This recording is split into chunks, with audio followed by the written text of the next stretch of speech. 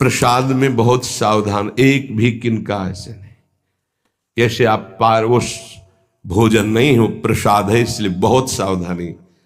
एक भी किनका तुम्हारे पत्तल दोना में नहीं बचना चाहिए। श्री जी का भोग लगता है, प्रसाद है, उतना ही पत्तल में डलवाओ जितना उदर पोषण कर। चाट चाट के हमने संतों को देखा है, 2 बूंद पानी डाल के धो के पी लिया। प्रसाद का किनका भी नहीं रहना चाहिए।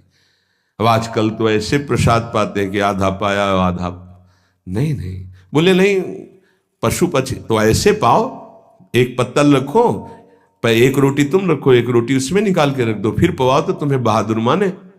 ऐसे उच्छिष्ट करके फेंकना ये अपराध माना जाता है। प्रसाद उतना ही प्रसाद लो जितना आप चाट कर पत्तल पा जाओ, 1-2 बूंद पानी डाल के दो नाम पी। गुरुजनों की आज्ञा से बता रहा हूं, अपनी मनगढ़ंत बात नहीं कह रहा। एकादशी है, आप अन्न नहीं खाते और उसी दिन कोई वैष्णव कहीं धाम से आए और वहां का प्रसाद लेकर के आए और आपके सामने प्रस्तुत किया, तो क्या करना चाहिए? अब पाते हैं तो हमारा व्रत टूट जाता है, और नहीं पाए तो प्रसाद है, मन में कभी कोई भाव आता है। तो ये प्रश्न हमने किया गुरुजनों से, तब गुरुजनों ने आज्ञा करी। देखो, प्रसाद का एक नियम होता है कि वो जैसे ही आपके घर पधारे, सारे काम छोड़ के सबसे पहले उसको ग्रहण करना चाहिए।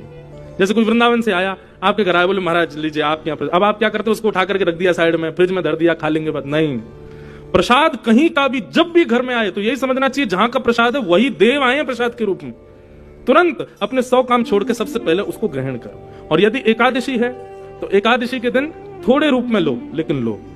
वो अन्न नहीं है, उसके प्रति अन्न भाव मत रखो, वो साक्षात ठाकुर जी हैं, इसलिए थोड़े रूप में उसको लेकर के जिह्वा पर धारण करके माथे से लगा के प्रणाम कर लो। शेष जो है वो द्वादशी को पालो, एकादशी को प्रसाद को ग्रहण करो।